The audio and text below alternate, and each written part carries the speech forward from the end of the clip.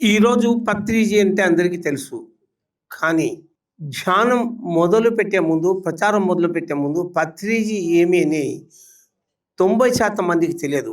Film చూసిన ప్రతి ఒక్కరికి ఆయన జీవితం, ఆయన కుటుంబం, ఆయన ఉద్యోగం, ఆయన నేపథ్యం, ఆయన పడిన శ్రమ, తపన, కృషి, వేదన, ఆరాటం, పోరాటం ఇవన్నీ కూడా ప్రతి పిరమిడ్ మాస్టర్ చూస్తేనే ప్రతి యోగి జీవితంలో ఎంత వేదన ఉంటుంది, ఎంత తపన ఉంటుంది, ఎంత ఘర్షణ ఉంటుంది అర్థమవుతుంది. ఒక డాక్యుమెంటరీని 2.5 గంటల సేపు కదలకుండా కూర్చోబెట్టిన ఘనత వెంకటకు దక్కుతుంది. చిన్న విషయం కాదు అది.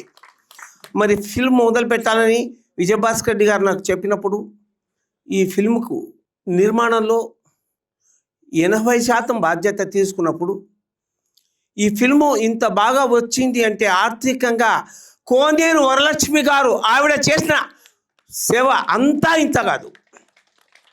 ఈ ఫిల్మ్ వచ్చిందంటే నిజంగా చెప్పాలంటే మొదట కోనేరు వరలక్ష్మి, 2 విజయభాస్కర్ రెడ్డి గారు. కొన్ని కారణాల వల్ల 1 సంవత్సరం ఫిల్మ్ ఆగిపోయినప్పుడు వెంకట్ దాన్ని మళ్ళీ టేకప్ చేసినప్పుడు మధ్యలో స్లో అయినప్పుడు ఒక పెళ్లిలో నేను తిట్టకుండా తిట్టాను వెంకట్ని. అట్లా ఇట్లా తిట్లు కాదు. ఆ రెచ్చగొట్టడం ఏంటంటే ఒక పులిలాగా, బెబ్బుల్లాగా రెచ్చపై ఫిల్మ్ కంప్లీట్ చేశాడు వెంకట్.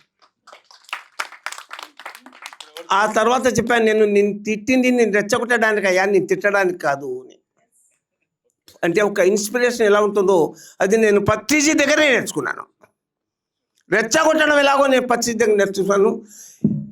పత్రిజీ 2 ఇంత 10 రెట్లు అద్భుతంగా రావాలని నేను ఆశిస్తున్నాను.